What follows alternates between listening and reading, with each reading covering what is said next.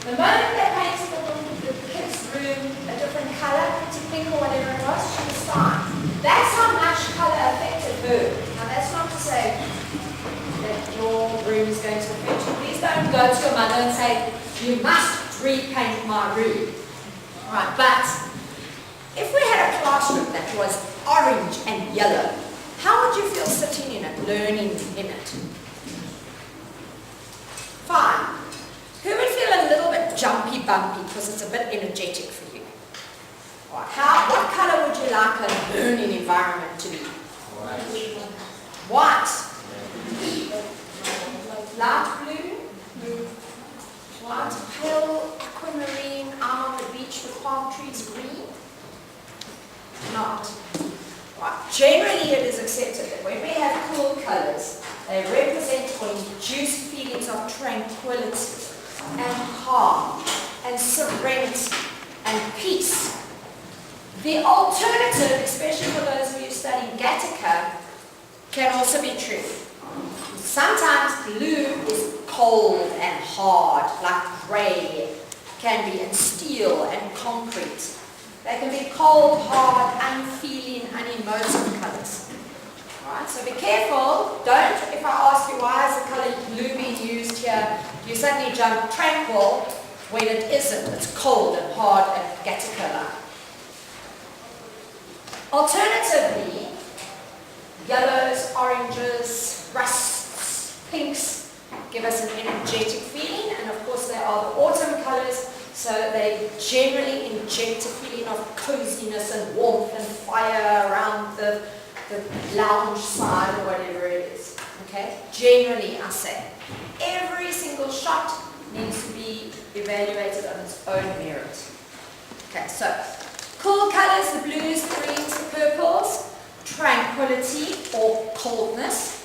Warm colors, the general feeling of well-being, kindness, nice stuff. Line, so we've got color. The second thing that influences the way we see things in full is line. Alright, I'm not going to go into this in too much detail, but generally a diagonal line is used to direct your eye from one place to another, on purpose. I first want to see the murderer walking through the bushes, and then I want to see the girl locking herself in her house, or whatever it is. Okay, the lines lead your eye. In this case, diagonal line is called, I know that. Horizontal lines have the same effect as blue or as cool colors. They make us think everything's nice and calm and tranquil and easygoing and general goodwill, and sometimes a little bit boring. Okay? That boring landscape. How many of you have traveled through the Karoo? That line can go for a long way.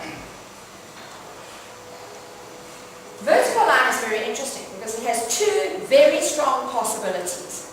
One is the trees. Sturdy, strong, reliable, always there, what's the word I'm looking for? Indestructible, which is ironic because trees certainly are destructible. Indestructible, but they can generally, in their forest photograph, for instance, they mean strength. Reliability. But if you have a look at these ones, what do they mean?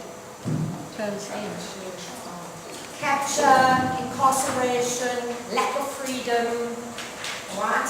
Lack of creativity.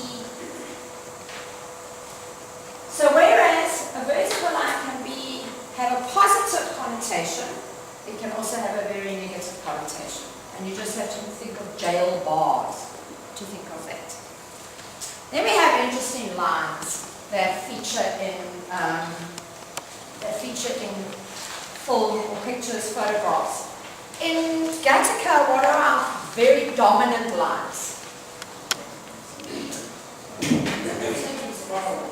The spiral, which usually stands for the genetic DNA. Spiral helix. What else? Think of the lights. Circles, to stand for what, or to represent what?